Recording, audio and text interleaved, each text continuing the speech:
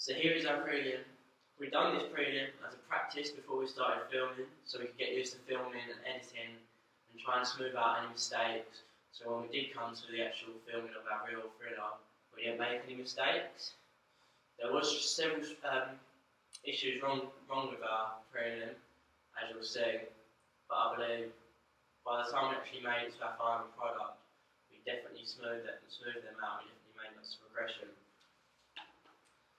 Before we start, one issue that we had, we tried filming in portrait. We actually filmed the whole of the prelim in portrait, and it wasn't until after when we finished filming that we realised we filmed it on in portrait, and we had to go back and change this, and that was quite a long task. It was quite a big mistake.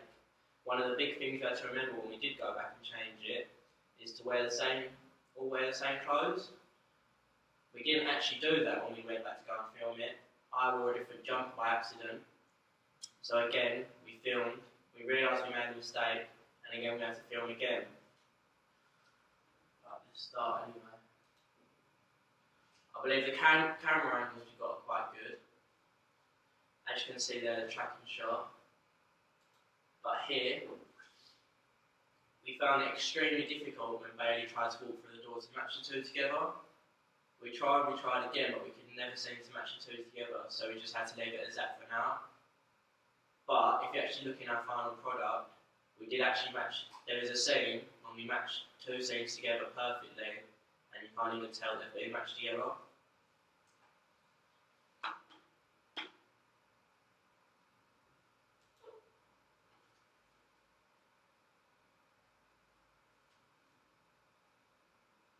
One issue that we found when we were filming this part of the scene, we found that we kept speaking way too fast, and no matter how much we tried to slow down, we still kept speaking way too fast.